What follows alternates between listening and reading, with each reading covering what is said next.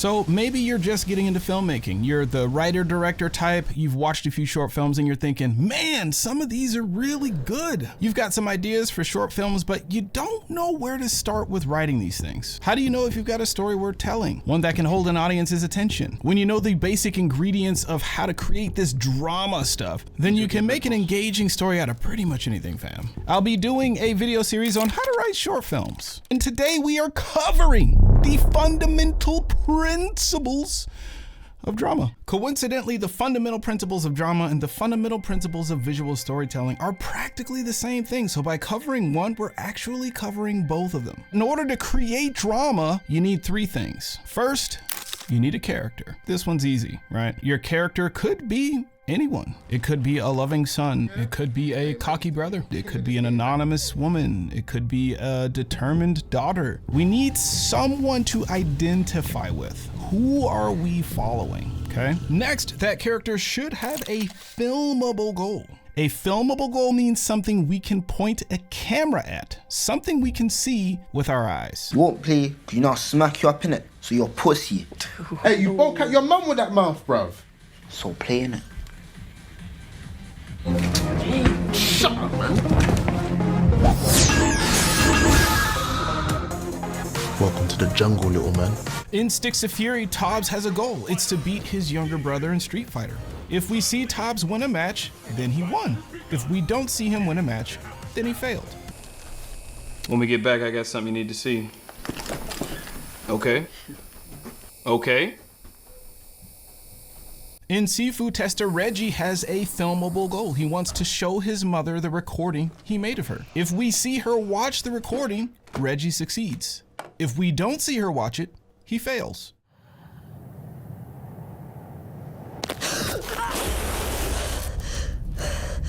In the short film The Curve, our protagonist, Jane Doe here, has a very simple, filmable goal. If we see her climb out of that curve, she succeeds. If we don't see her get out of the curve, or she falls and dies, she fails. The real beauty of having filmable goals is if the character wins or loses, succeeds or fails, we can see it. We don't have to explain it. It makes visual storytelling so much easier. And the third thing we need, filmable obstacles, or a filmable obstacle. Emphasis on filmable, okay? The obstacle should be something we can point a camera at, something we can see with our eyes. We can see how good Stevie is on them sticks. We can see Tobbs losing bet after bet after bet, losing his mind after he loses fight after fight after fight, just collecting them L's. In Seafood Tester, we can see the distance between these two characters as Reggie's mother walks across the courtyard and just doesn't even wait for him. We can see all the doors she slams in his face. We can see the murderous looks between them, the physical altercation in the bathroom.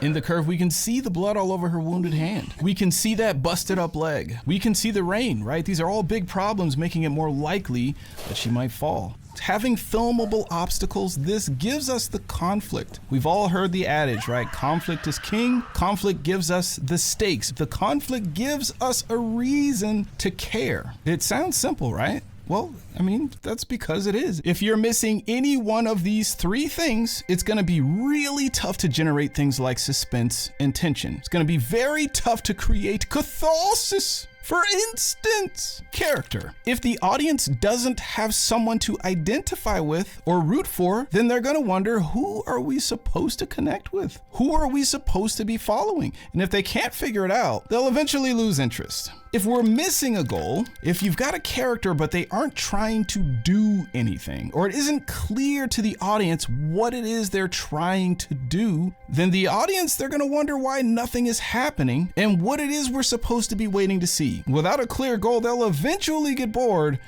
and tune out. Now, if you've got a character with a filmable goal, but there isn't enough conflict making the audience doubt whether or not the character can achieve that goal, then the audience, again, will lose interest and eventually tune out. If the task at hand is too easy, then there can be no tension or suspense, right? If it's too easy, then there's no reason for us to care because there are no stakes. You can boil the fundamentals of drama down into one incredibly simple sentence. Someone is obviously trying to do something, okay? Someone is the character, is obviously, this is the filmable part, right? Something we can see. Trying, this is the obstacle / conflict. Trying implies that success isn't guaranteed, okay? To do something, this is the goal. If your story is about someone obviously trying to do something, then odds are you've got the fundamentals of drama all up in there, okay? And the fundamentals of visual storytelling in there as well. By the way, if you're a writer-director who feels stuck like this lady here, you know you should be shooting more, but it's hard to make it happen with your busy schedule, we would love to work with you in the Get to Shooting program. You'll find more details below. You can apply to the program, and if we're a fit to work together, we would love to get you shooting more in the next 3 months than you have in the last 3 years. No exaggeration. We'll get you started where you are with what you have and show you how to work smarter, not harder, and scale your efforts organically. When part 2 of this series is ready, you'll find it here. Until then, here's a video or maybe a couple that YouTube thinks you might like. #boo.